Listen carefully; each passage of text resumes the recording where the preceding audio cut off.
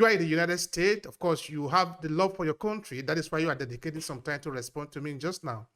So what would be, from the point of view of the diaspora, what would be your own assessment of Nigeria at 61? Thank you very much, Obehi. Like correctly mentioned, my name is Monday Alade, and I live here in the United States of America. And it is actually because of my love for Nigeria. That is why I still discuss Nigeria. Ordinarily, especially looking at recent developments and the way things went from, from grace all of a sudden to it's disheartening, you know. So at 61, I don't know if you remember this. If you sing Nigerian national pledge, if you look at, I think probably the last stanza, it said to be faithful, loyal, and honest. Those three words, faithful, loyal, honest, they are very, very powerful words. I think the question we should be asking ourselves as we turn 61 as a nation is, how has Nigeria prepared us as a people? Or how has our leaders prepared us as citizens of a nation to truly be faithful, loyal, and honest? In all fairness to you and me, we know it's zero. So what that means is that at 61, Nigeria seems to be a country that just have not been able to examine itself. It has not. At 61, an extremist became our president. He lied to us. Bunch of people conspired together and sold into the nation. At 61, look at where he has dragged us. So the question is, can you as a person be loyal to a country like Nigeria? Can you be faithful to it? Given the totality, or let me use the word, the preponderance of these abnormalities, these absurdities that is going on in the country. You have a group of jihadists, extremists at 61 at the helms of affairs, and you have a man whose ideas are so anachronistic. You have a man who cannot even build a cross-cultural team to help him lead, but instead build a team of sycophants, a team of jihadists, a team of, no, corruption is even least now. A team of his own tribe, just because he has to cover his own shame. What is missing here is the shamelessness of Buhari. And it seems Buhari and his government, and even Nigeria as a whole, have ceased to understand the negative impact of shame. At 61, Buhari came to the floor of the United Nations as a delegate. At 61, instead of him to beg for help, he instead paid foreign nationals. They carried placards that does not represent the events in Nigeria. They carried banners that does not define the ongoing extremist ideology, the massacre of the Igbos, the invasion of the house of Sunday Igboho, the extreme poverty, hunger, deprivation. Their placard negated all these things. They were on the street of New York, Obehi, singing praises of Buhari. Foreign nationals hired by Nigerian federal government. How much did you think it took Buhari to assemble those people? How much Nigerian money did you think was expended into that? What about the shame out of it at the world stage? To me, that was more difficult to manage. If he had done, that was more difficult to manage. If he has done something good at home, the price of doing something good to the people, fixing Nigeria, ensuring that things are working smoothly, is cheaper than what Buhari and his government demonstrated in New York. Nigeria at 61.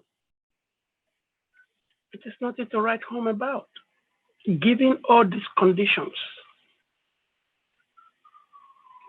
Just listen to us sometimes when you listen to Abubakar Malami, just listen to, all these things I don't need to tell you. Just listen to them talk. 21st century, what is dominating Nigerian national conversation is cattle route.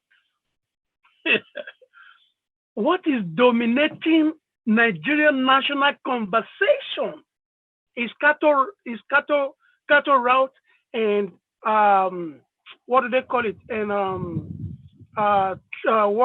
railway to Niger Republic.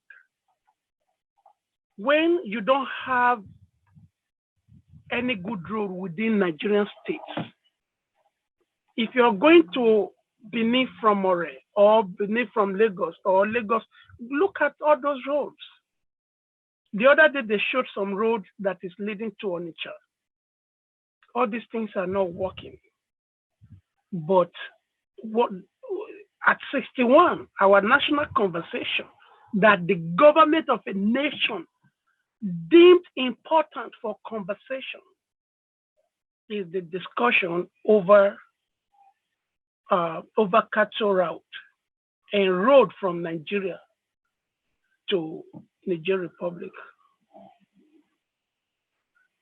As a Nigerian, as a person who was born in Nigeria, I was scared. I begin to wonder, is Buhari truly a Nigerian?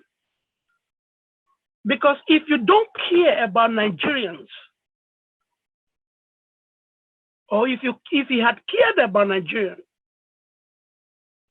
his number one interest shouldn't be how to construct rail to Niger Republic. As if that is not enough. Look at the extreme poverty. Look at the dollar rate. At 61, those are our national story. You can put this side by side. People are putting their science in the moon. That is what they are discussing. They are working on climate change. China, 10 or 15 years ago, was actually one of the underdeveloped nations like Nigeria. They were on the same parallel. China this morning, the CNN just announced China as the second largest economy in the world. They came from behind within 15 years, took over from Japan, Germany, and the United Arab Emirates, who used to live on their oil. That is what the story of China is. But Nigeria's story is cattle ranch. All right, even on the cattle range, we can have a lot of argument on that. In fact, there are a lot of dimension to the opening. No? Looking at the insincerity, the open insincerity of the Nigerian government by going to New York and organizing foreigners to carry placards in the name of Nigerians. That is almost an insult to the Nigerian people. Did you And know what is more? yes, please. I'm sorry to cut you short. Did you know what is more annoying? Non-Nigerian press, no Nigerian press actually hammer on the point you just made. Till as I speak with you, they all shut down like nothing happened. Even China's television was in New York on that fateful day. They only introduced Buhari entering the floor of the United Nations. That was all they saw. It took suspecting and vigilant Nigerians to unravel this secret. Now, let's even assume that the mainstream media, both print and visual, let's assume they didn't catch it. Now that there are overwhelming evidences linking Buhari to this criminality, what is the role of the press at that point in time? Is to blow it out of proportion and continue to sensitize Nigerians on the evils of this government and the people that are in charge of it. That is how you build national consciousness. That is how you get people to understand the conversation. That is how you get people to understand what their problem is, where their problem is coming from. As you shape that conversation, you take charge of it. And are you telling me Buhari is going to kill all this mass media overnight? It's not happening. It's not going to happen. So the question is then, what is wrong with our people? That is the situation, my brother. All right, so we're gonna be taking it one piece at a time just now. Exactly. You see, It's unheard of. what is happening in Nigeria sometimes? This afternoon, actually this morning, it was in the morning, I interviewed an activist in Nigeria, of course, looking at the same issue. Like I told you, we're looking at it from different angles. So we're looking at the participation of the Nigerian people. He said, there are things that are happening in Nigeria that are not supposed to be happening anywhere in this world. But for Nigerians, we look at it as normal. How can you go and organize other foreign nationals to represent Nigeria in the United States? That is treason. That is treason. That is treason. Awolowo went to prison for just trivial reasons. Look at how they arrested Omoyele Sowore the other time just because he said he was going to do protest. Now you have a man who who negligently hired foreign nationals, paid them with Nigerian taxpayers' money to launder a false image of a nation. Now you go to, this is the irony. These people that carried this placard, their placard said one thing, but Buhari went to the stage and said something differently. You see what I'm just I'm trying to understand what is the construct, what is the image, what did they want to tell us by that? What did they mean? I don't know, because I listened wholeheartedly to his speech. Beautiful speech, well crafted, well written. Even though that he does not really have the charisma and the conversational skills to actually present that kind of high level conversation, it's understandable. But how can you be saying one thing, but the people, I mean, the image you're putting out is saying something different? Is that not a confused government? All right. Now, let's take one step backward. 61 years ago, Nigeria became an independent state. Let's put it like that. Even though actually, in the real sense of it, there is little to be said of an independent state in terms of what we have as a country, and by extension, of course, we can even extend it to many other African countries.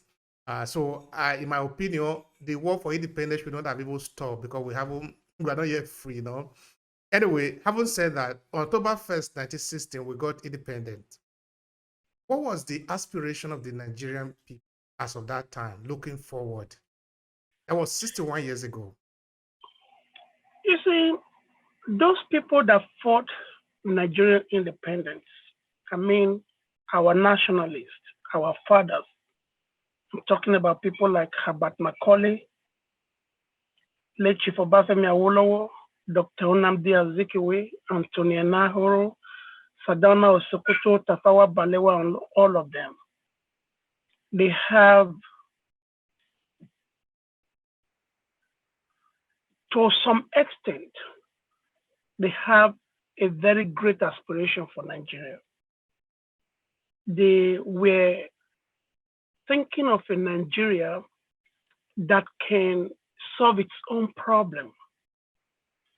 But each and every one of them that came together to fight colonialism to a standstill came in with different agendas. And that was where the problem came from. If you remember, some were ready for independence, but some were not ready for independence.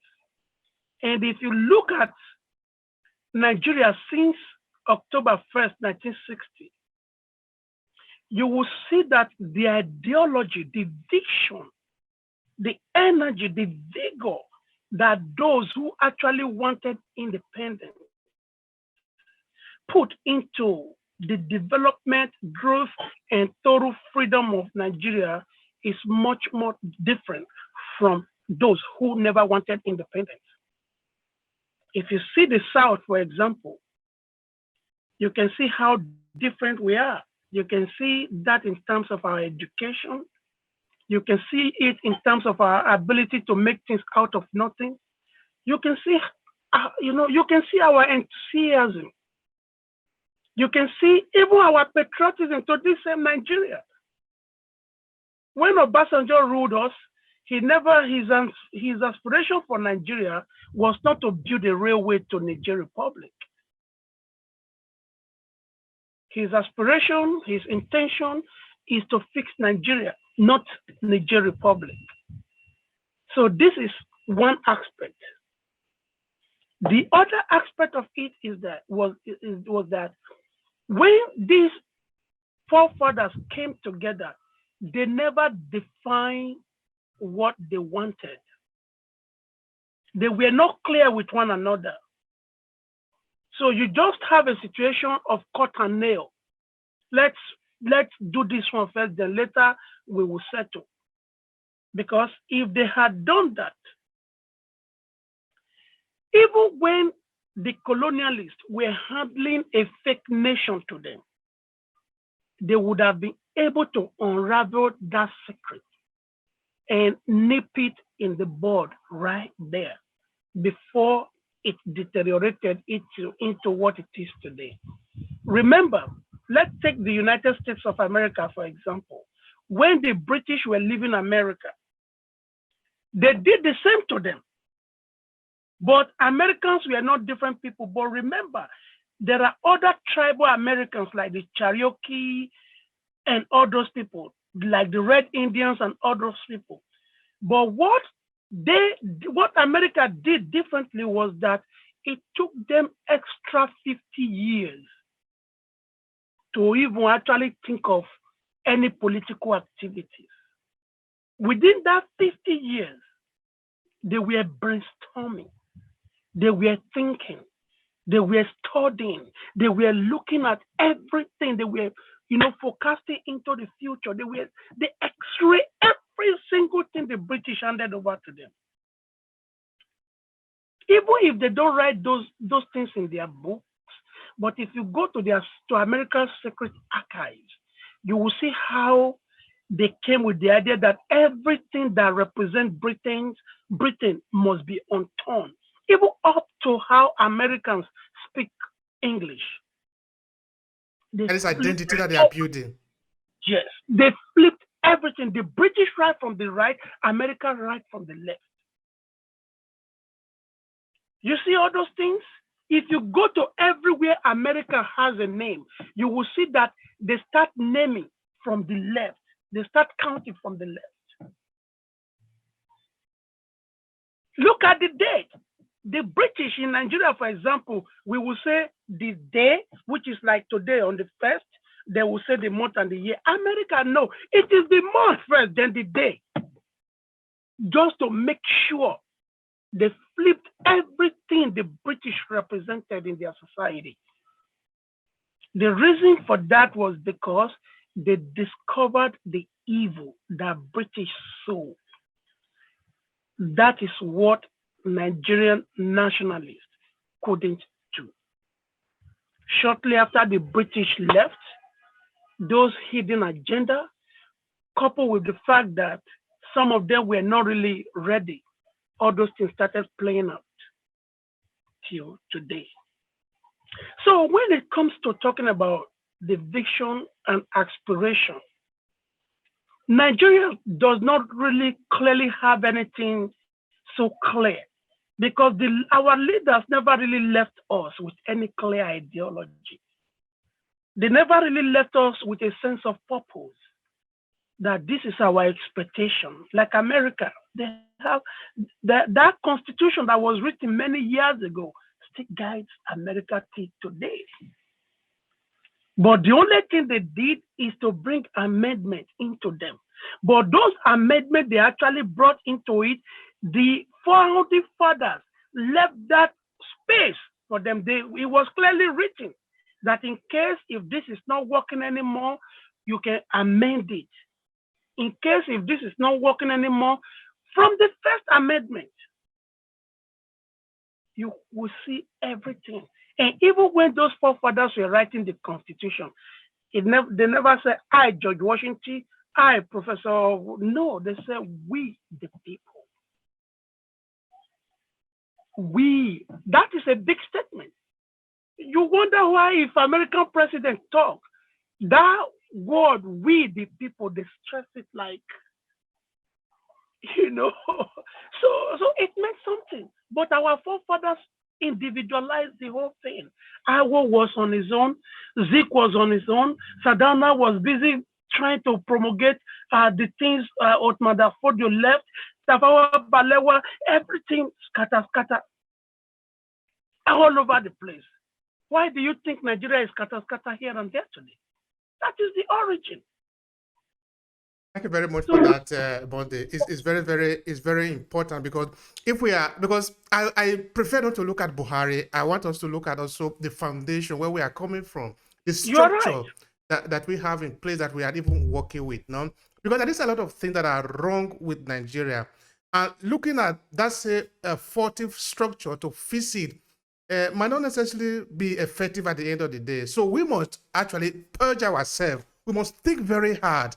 What can we do? And I like the way you look at the United States issue. Of course, you are there, so you understand a lot about it. Also, because you are in the security agency, so you are able to have access to some of this information.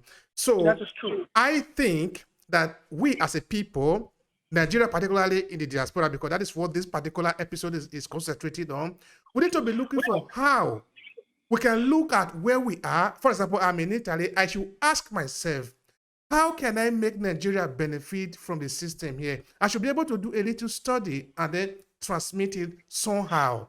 I think that is what I owe my country, my identity, because now we're looking at the construction of the Nigeria identity. It is vital. It is very important that we know why we are Nigerians.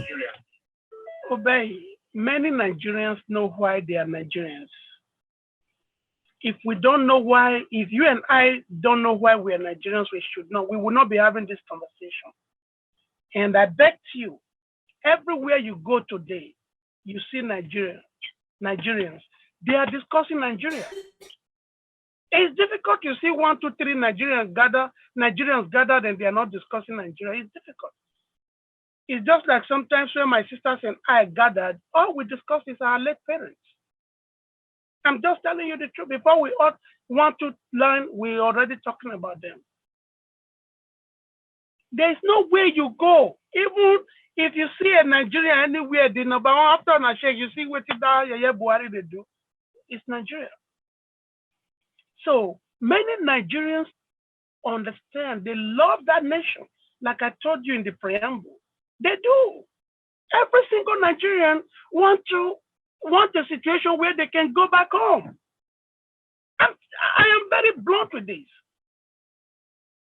Even if you want, it's very simple for you to know. It is difficult to see a Nigerian in diaspora that is not investing at least, everyone assume $1 in Nigeria or a pound. It's difficult. The number one thing every single Nigerian do as soon as they get here, they settle down, is to start repatriating those currency back home, building roads, building their own houses, building their own little businesses back home, supporting their own family. Are you telling me if these people are not thinking about Nigeria or how they can take their expertise back home, they will be doing all of that? No. The question is, how well is the Nigerian state ready to receive these people? That is the thing. Because you can have, it is, even we're just talking about ideas. It's not like the people back in Nigeria are not brilliant. A lot of them are super brilliant than so many of us in diaspora. But who is listening to them?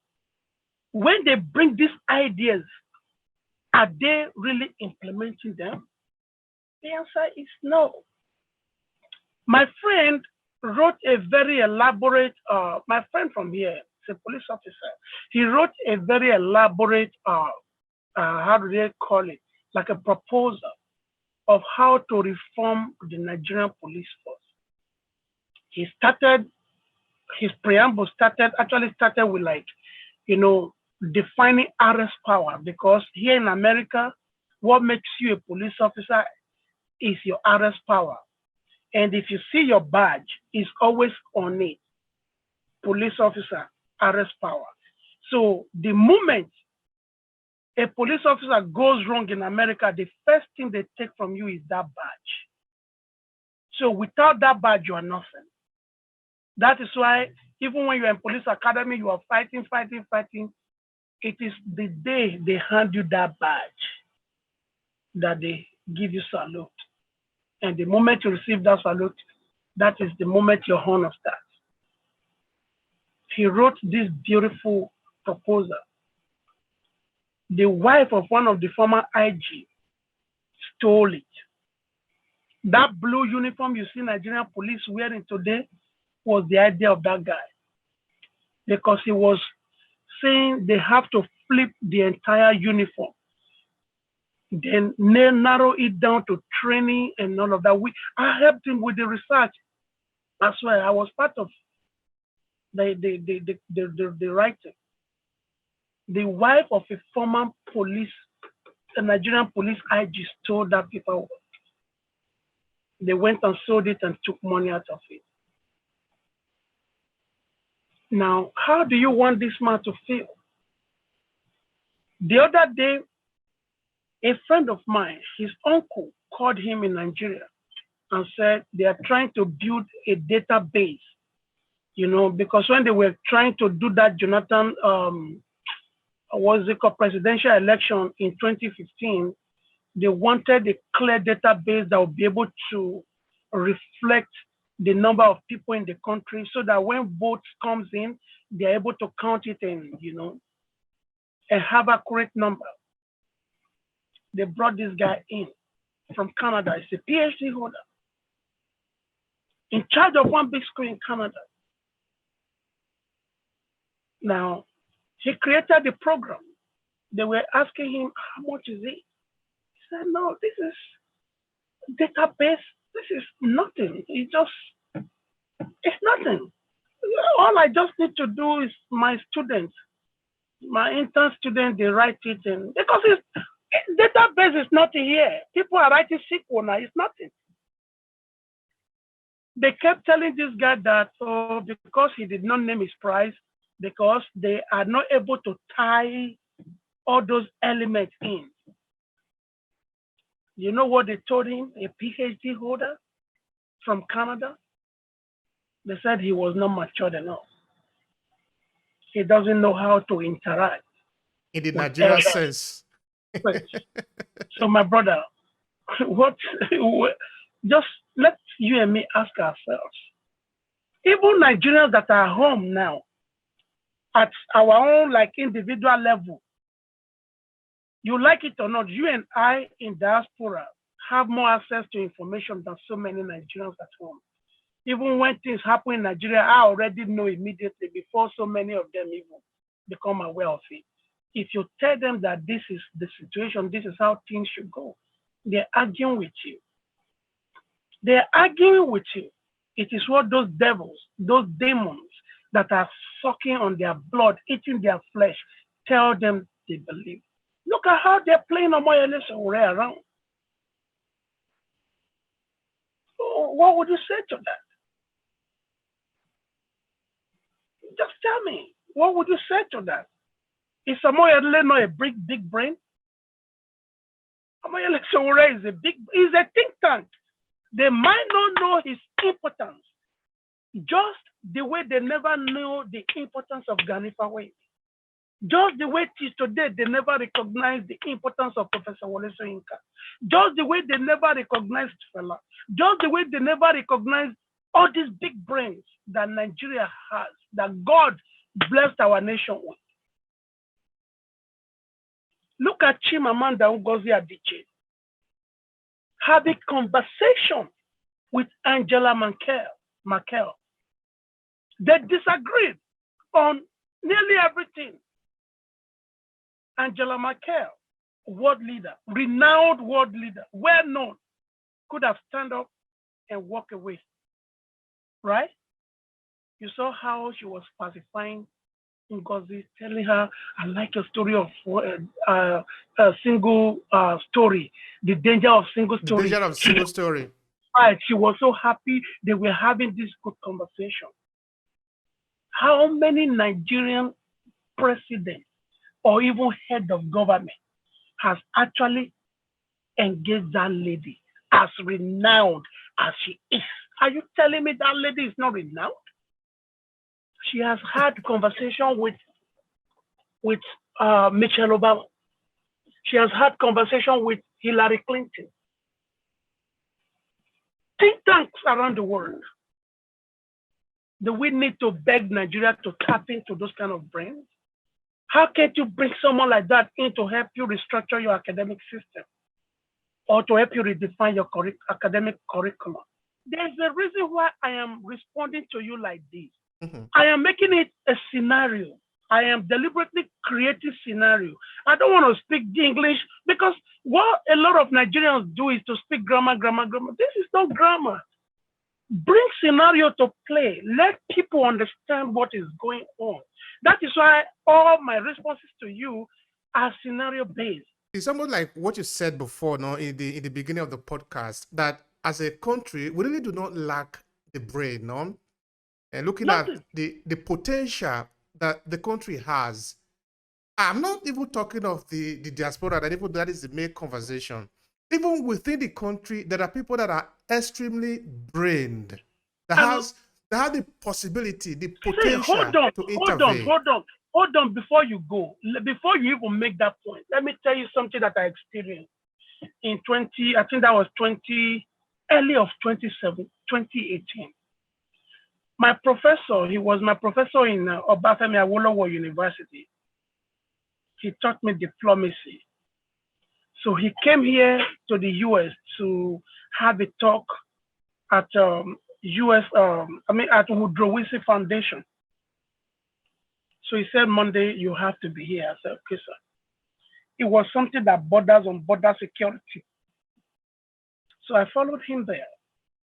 My brother, after this guy finished talking, military generals intellectuals, think tanks, they all stood up. They couldn't sit down. They were going to go ask his card, his business card, before white man who is power drunk can went that far to tell you, thank you, thank you, thank you. There is something they saw in you. This man does not live in America, my brother. He lives in Ife. He lives in Ife. So how can we have those kind of expatriates that the entire world respect? Because those things he discussed that day are going to guide America and other nations on how they can, build policies that will be strong enough to respond to those border security issues. So how come is Nigeria not engaging these people that are even on the ground, that know so much? That is the question we should be asking. Because these people cannot force themselves into the government. There are people that need to discover you. And the government itself we actually have to have its own drive that, okay, these are my goals, I want to achieve it. In achieving this, who do I need to bring as a team? That is what Buhari should be doing. Instead, he assembled a team of extremists just to protect his weakness and Fulani interest. That is all. So how are we going to even hold any Nigerian responsible that this is what we are not doing well? That is not true. Nigerians are doing the best they can. But we just have a government that does not have the willingness to make things right. We can see that we really do not lack the brain. We do have the brain to be able to do things. Because if we can do it elsewhere, meaning we can do it at home actually. It's just a system that is faulty. So you also made mention of something important before, which was about the structure, the foundation. If the foundation is faulty, it affects the entire building. So absolutely. Looking at that, Nigeria is 61. What do you think are the major problems that are really holding us back from actualizing our national progress as a people? Thank you very much. We just itemized two of them earlier, which is the bad foundation, which our founding father represented. And the other thing is a nation that is not willing to tap into its resources. Now, another big thing is not really about Nigerians, because I have heard a lot of conversation that, oh, Nigeria, the future belongs to you. If you want this country to be good, it is hard time, you should be organizing, you should be doing this. But we are neglecting one fact. The ruling cabals in Nigeria, the ruling class, they weaponized so many things. For example, they weaponized food, they weaponized opportunity, they weaponized employment, they weaponized living. So when you put all these factors together, the people cannot think well, the common man cannot think well.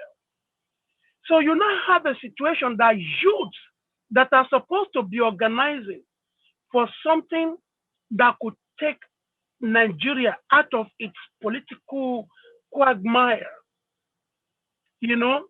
are busy, organizing how they have to live till the next day. Now, what that means is that it left a vacuum.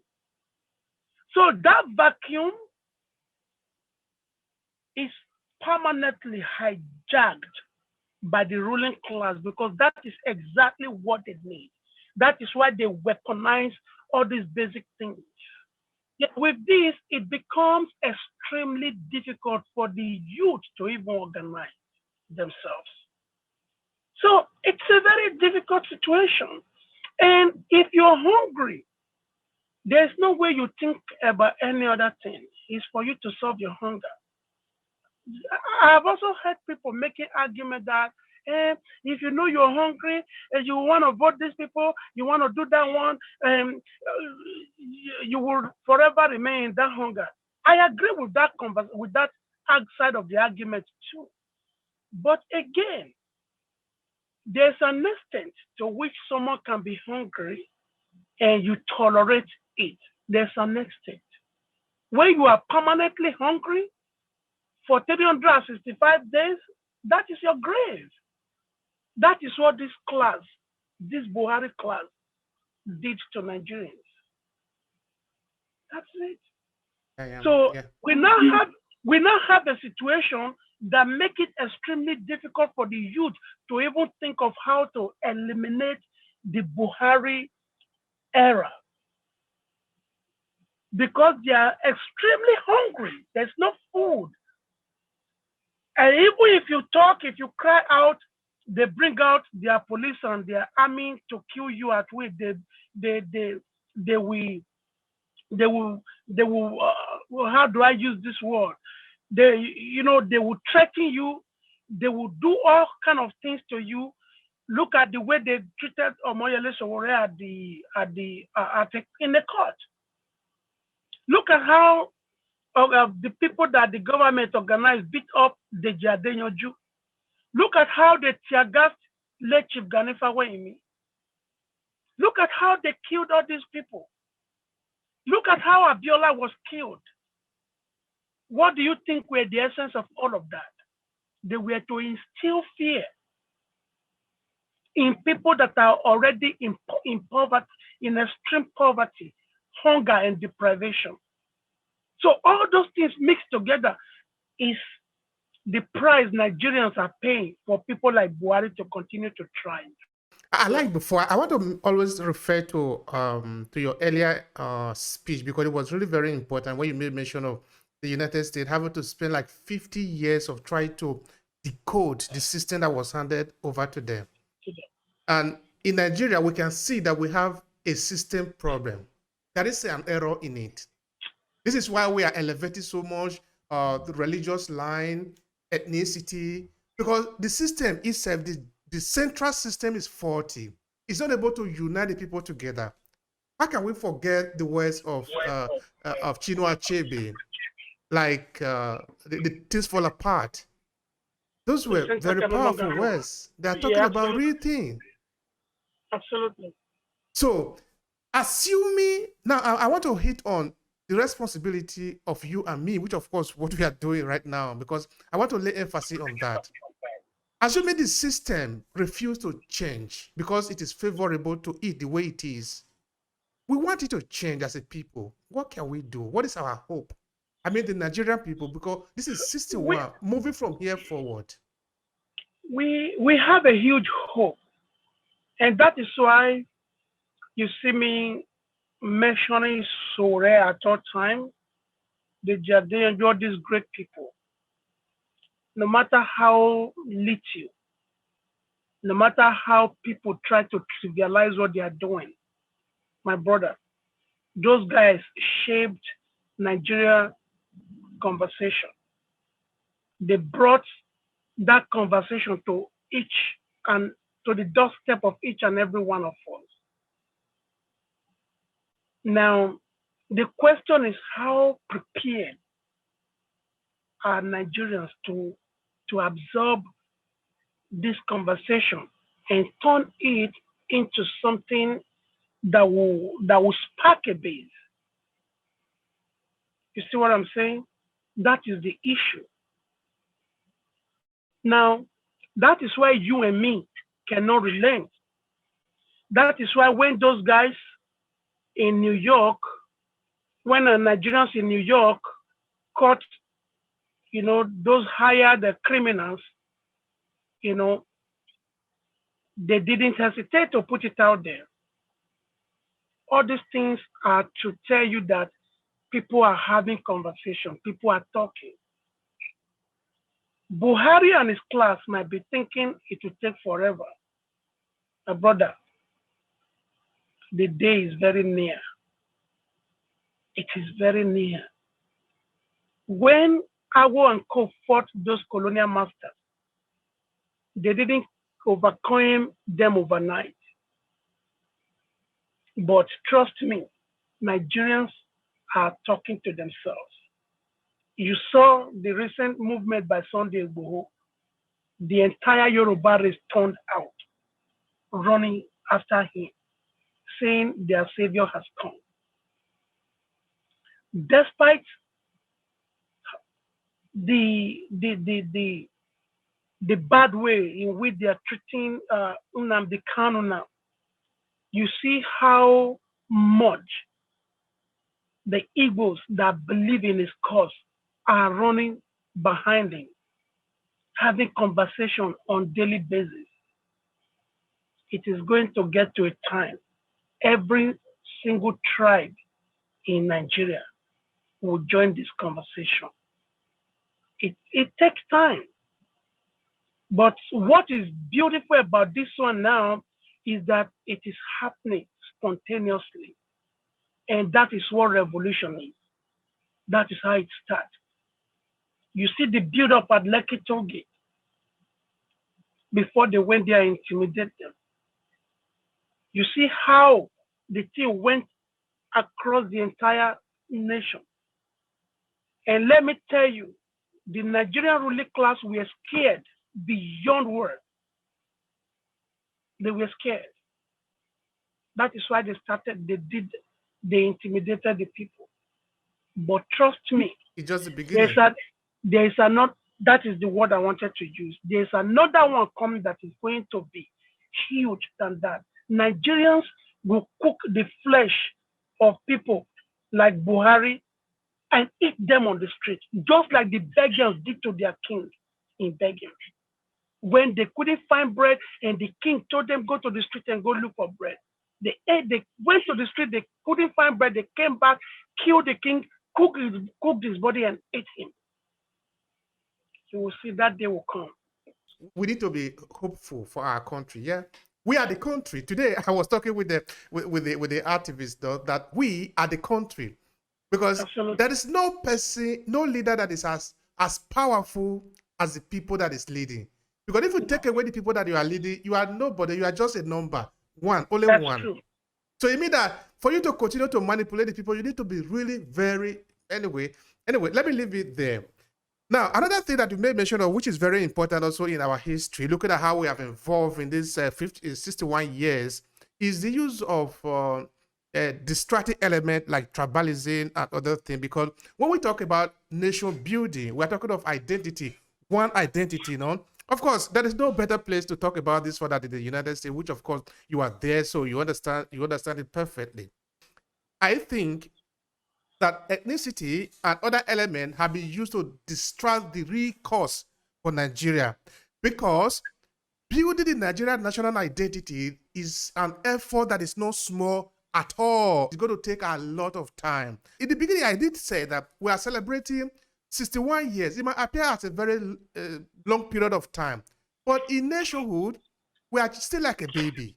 Of course, doesn't justify all the things that are happening in the country. So to build the Nigerian national identity, do you see that we have some problem within religious line, within ethnicity? Because if we succeed building our ethnic line, there is nothing like Nigeria, because that is where you are going to stay.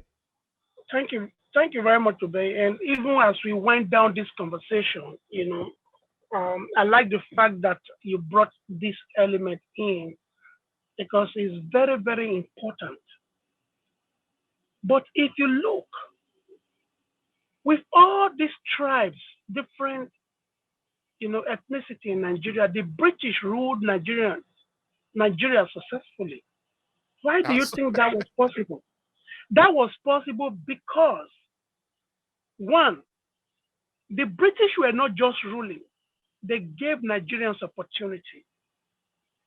They provided them everything they wanted, everything they needed to live, despite the fact that they were stealing our oil, our money and everything, our national treasury, but they engaged these people and gave them a platform to grow. people like Chino Achebe, or Wole Soyinka and all these big brains, they were able to achieve the feat they achieved because these British opened the doors for them. Now, citizens don't just take refuge in ethnicity.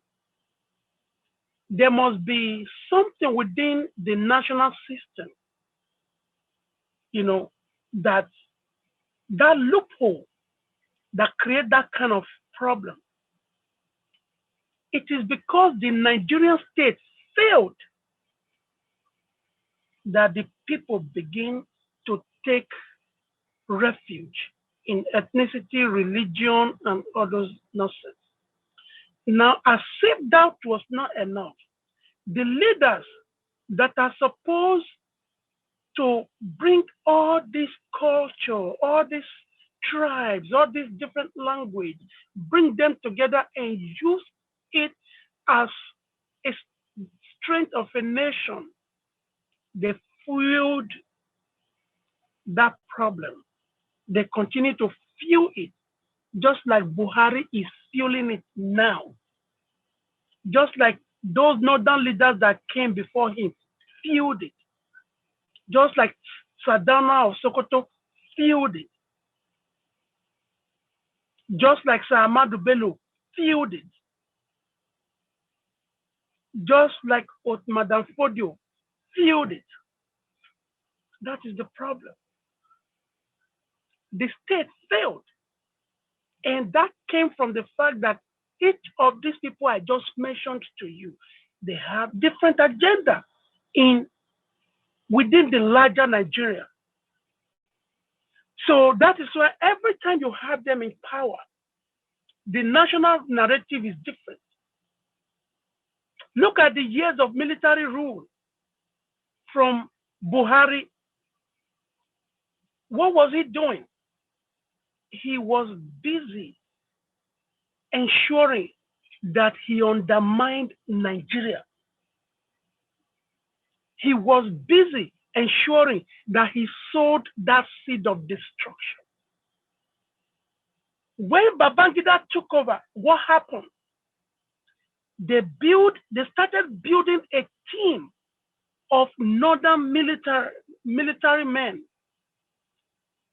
They were using them against other Nigerians who were not of northern extractions that were within the military. They rendered them useless. As if that was not enough, when Abacha came, he built on it. It blew it out of proportion. What happened? Look at how they rendered, what they did to them. People that didn't stage a coup, they said they did coup. Go listen to Okuta panel. Listen to all those findings. Listen to everything, every testimony about Okuta. See the people that Abacha, Bangida, and all these bad elements, cruel people made, or see how they use the military to change the narrative in Nigeria. See how they use it to destroy Nigeria. See how they use it to play the game of ethnicity and religion that continue to divide us today. That is what they did. Go see. Don't take my word for it. I took time and listened to every single speeches from Okuta panel. They're on YouTube. Go listen to them.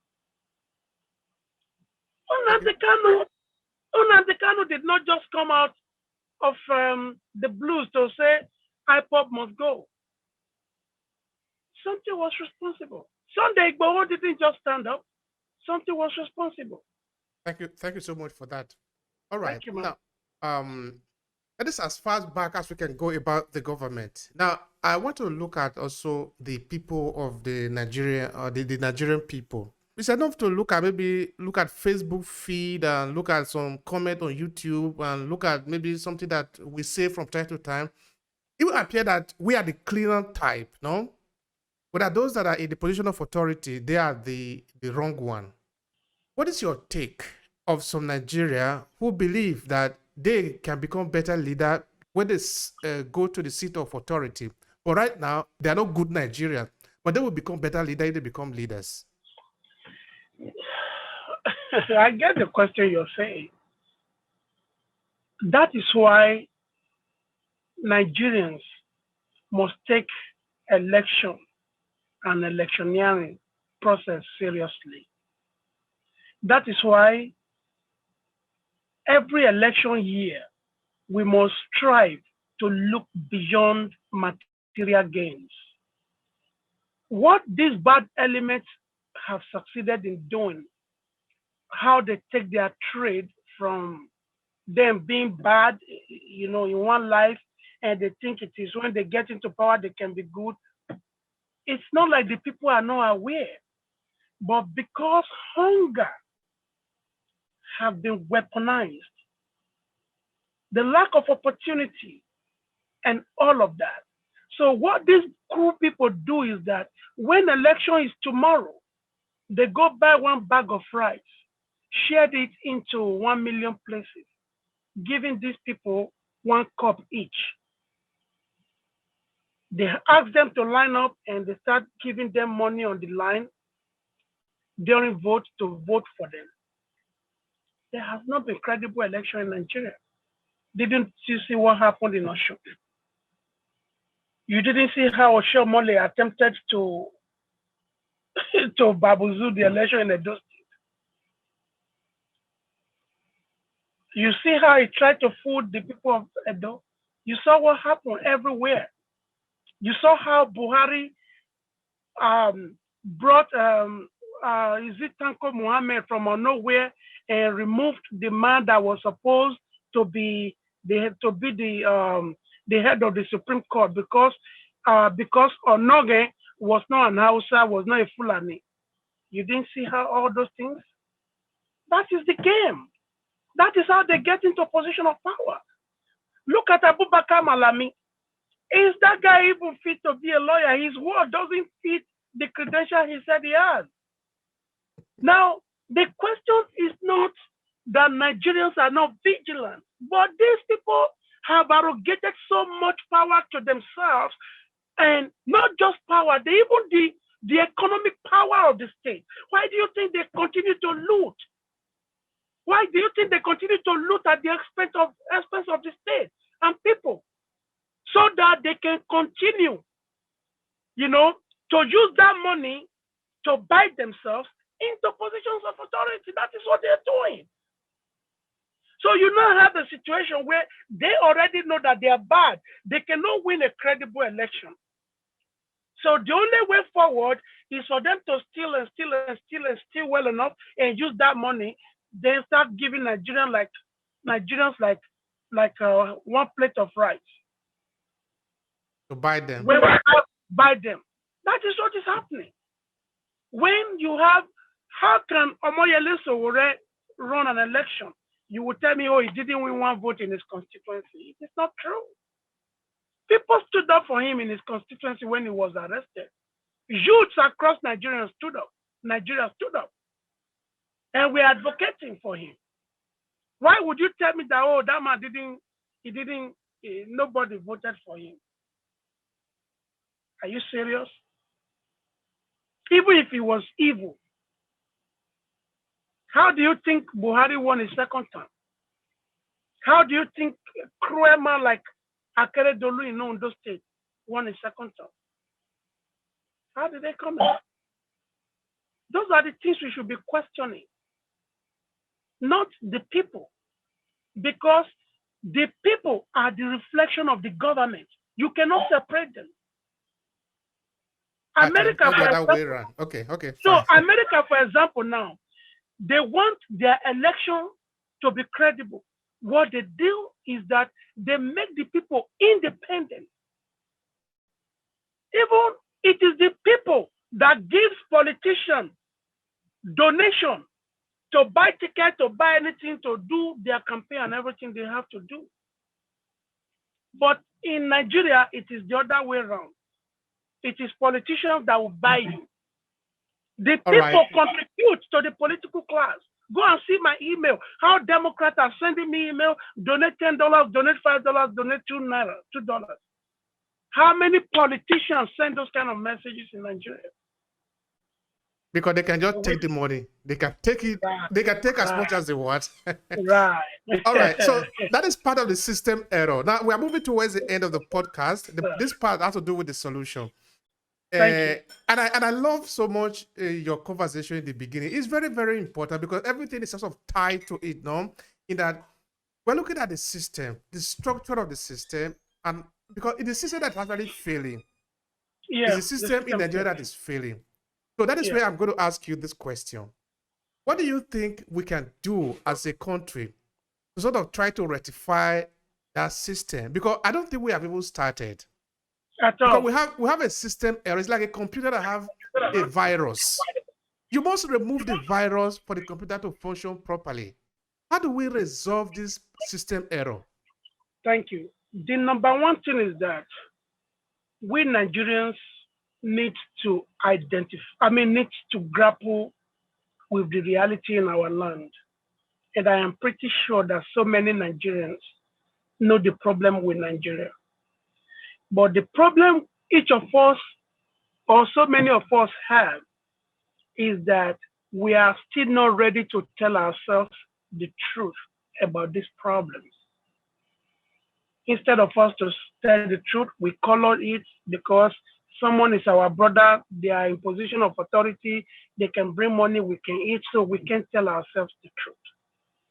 And not until we agree that we have a problem, we have this agreement collectively, and we organize ourselves with a sense of purpose, then there's a problem. But again, one thing we cannot ignore is the role that the people in authority continue to play. Because every time Nigerians try to organize, they come and disorganize them. They send some kind of bad elements into them, just like they did to the end SARS protest. You saw how they infiltrated them with bad elements, and before we know it all, people started saying all kind of rubbish. Before you know it all, the morale failed. Before you know it all, they eliminated, they took away people like Omoyele Sowore, Aisha Yusuf, and all these people that actually know how to shape political conversation, people who know how to shape public conversation, people who know how to speak with the press. They took them out of it, everywhere. So Omoyele Sowore appear, they said, we don't want you, because they infiltrated the movement with bad people. But Nigerians are not suspecting. So the solution is that Nigerians have to become more vigilant. Because every time that NSAS movement was close to it, it was very, very close to it.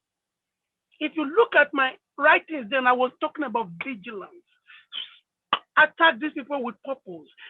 Be vigilant, be purposeful. Those are my words. Don't fall for rhetoric. Look beyond words. Unfortunately, we listen to so many words, but even when action did not follow them, we fell flat. And at the end of the day, see what happened. NSAS protest died like that. So the number one thing is that we have to become more vigilant. We have to be prepared, and we have to continue this kind of conversation. We have to continue to talk to ourselves. We have to continue to stress the need for vigilance and the need even for we youths to believe in our own self and be confident in ourselves. How can you have Omoyele Sowore and Buhari standing? You're going to go vote for Buhari and leave Omoyele Sowore. It is because we are not vigilant. We are not seeing where the world is leaving us. That is a key word there. It's a key word, vigilance. That is the thing. We are not vigilant enough. We are not doing a lot of retrospection, or what do they call it? We are not looking inwardly enough. If we are, so nobody should have told you that Omoyele Sowore is too young to lead Nigeria. He does not have enough money to buy this. He does not have enough money to do that. Are you serious? It's not even money that is needed. It's not money. Anthony Nahoro was 27 when he moved motion for independence in Nigeria. How old was Gowon? What is his name? Late Professor Chino Achebe was 27 years when he headed the entire Nigerian broadcasting system. And Nigerian broadcasting system worked well. How old was Awo? How old were those guys where they fought colonial master to a standstill? So the question is not about age. It is not about money. It is not about material things. It is the ideas that this person is bringing to fore. So if Nigerians are vigilant enough, they will see all these things. That is why Buhari couldn't debate, but he won an election. So on what basis did he win that election? On what ideology? What did he convince you of? Just because of Bola Tinubu, you handed in that election easily. Look at what he turned Nigeria. The same Tinubu now run to England. He can't even live in Nigeria. That man is not sick. He ran for his dear life because Buhari is going to kill him. Because they know they have sidelined him. In the next election, he will be doing a lot of ground games. So for them to make sure that did not happen, they have to find a way. That is what is happening. So he is a smart man too. So he has to run away from Nigeria to go sit there in London. They know what they're doing. That is the problem. So we have to become vigilant. That is just it. We have to have this self-awareness. We have to look beyond material things. Let us look at the substance in people. Michael Jackson said it is better to be thought of as a person than personality. When he won his, I think, 20-something Grammy Award in 1986. Don't look at me as personality. Look at me as a human being. Look at what I am producing, not the personality that I have become. But Nigeria treat personality, not the person. You know this person is a devil. You come back from here. Thank you very much. All right. This is the last one. And this particular question, I ask you to all the people that I'm interviewing about this Nigeria at 61. What kind of Nigeria would you like to have for your children and your children's children? I want in Nigeria. I know my kids were not born in Nigeria. I gave birth to them here in the United States. But I want a Nigeria where I can hold my kids in their hands and take them home and say, this is where your grandfather was buried. This is where your grandmother was buried. This is my house. I want a Nigeria where I can take my kids and family and friends. We can walk on the street where I was born freely, and I will show them this is where I used to play soccer. This is the primary school I went to. This is the high school I went to. This was my father's house. This is where I used to go eat. This is where I used to go drink. This is where I used, that kind of situation that will look like storytelling, so that my kids can connect to these things. My friends can see my humble beginning. They can see where I came from. They can see that Nigeria is not just agglomeration of people that sleep on trees, but people with senses, people with sense of purpose, people with value for life. But unfortunately, that is not the situation today. You can't even travel along Benin or Express Road. Fulani headsmen are there to cut off your neck. About 2 or 3 weeks ago, they killed Omoyele Sowore's brother in his way to Benin City. Till today, nobody can find out who killed him. The other day, I was in the street of Benin with my friends and cousins. We were trying to buy food. A police officer stopped us. My car has every paperwork. He said, oh, I didn't give him money. I said, no, I'm not going to give you money. You asked for my documentation. That is my document. It has everything. Why do I still need to give you money? The next thing he did was that he started cracking gun on the road. If I was not having some of the training I was having, I probably would have been crazy and be scared and would be kneeling down. And I almost did something crazy because I was going to take the gun from him. Because he didn't know who he was dealing with. You think I'm just going to wait and have you shoot me? Are you crazy? I could have retrieved that gun from him and killed the whole 5 of them. He didn't know. You get what I'm saying? He was doing all of that on the highway. So how do you think my kids will feel when they see situations like that? The other day I was coming from Lagos. We got to Shagam a little bit.